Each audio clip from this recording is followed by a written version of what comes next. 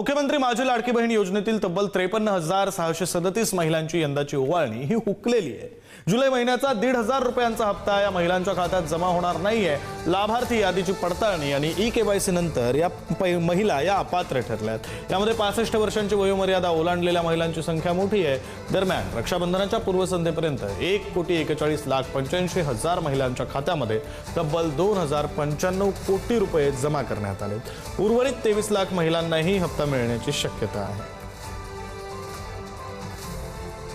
आपले प्रतिनिधी संदीप राजगोळकर आपल्यासोबत जोडले गेलेले आहेत। संदीप यांच्याकडून या संदर्भातली माहिती घेऊया। संदीप, काय त्या वेगवेगळी कारणं आहेत, काय वेगवेगळ्या कारणांमुळे 53,637 महिलांची यंदाची ओवाळणी हुकली, त्यांच्या खात्यावर पैसे आलेले नाहीत?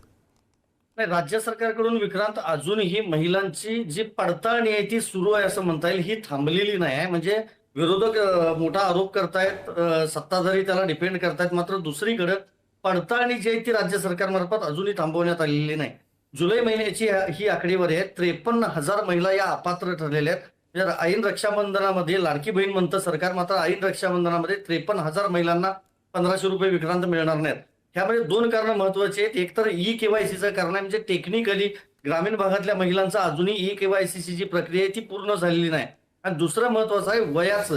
65 वर्ष वय शेवटचं ठेवलेलं आहे लाडकी बहीण योजनेसाठी राज्य सरकारनं, आपल्याला माहित आहे। आणि जसं की यापूर्वी अपात्र ठरलेल्या होत्या महिला, काही पुरुष देखील त्यामध्ये शिरलेले होते आपल्याला माहित आहे, किंवा सरकारी नोकरी करणाऱ्या महिला देखील त्यामध्ये शिरल्या होत्या। आणि तसंच आता 65 वर्ष वयाच्या म्हणजे वय ओलांडलेल्या अनेक महिला ज्या आहेत त्यांची नावं या यादीमध्ये होती। आणि ते सगळी पडताळणी करत असताना या महिला आता अपात्र ठरल्या। त्यामुळे फटका बसलेला आहे असं म्हणता येईल अनेक लाडक्या बहिणींना।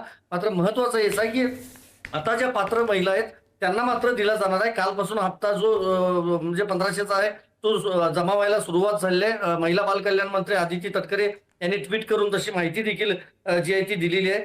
आणि महत्वाचं हेच आहे की 53,637 महिला या आता मुकलेल्या आहेत म्हणता येईल। या नवीन ओवाळणी म्हणजे त्यांना ओवाळणी मिळणार नाही रक्षाबंधनची। त्यामुळे दिवाळीपर्यंत, भाऊबीजपर्यंत अजून देखील काही विक्रांत महिला ज्या आहेत त्या अपात्र ठरण्याची शक्यता आहे। त्यामुळे पुढचा आकडा आता किती असणार याकडे राज्याचं लक्ष असणार आहे। अगदी धन्यवाद संदीप दिलेल्या 65 वयोगटातील जास्त महिला असल्यामुळे वाढती संख्या सांगण्यात येत आहे। त्यामुळे 65 वयोमर्यादा ओलांडलेल्या लाडक्या बहिणींचे पैसे जमा झालेले नाहीत। दुसरीकडे रक्षाबंधनापर्यंत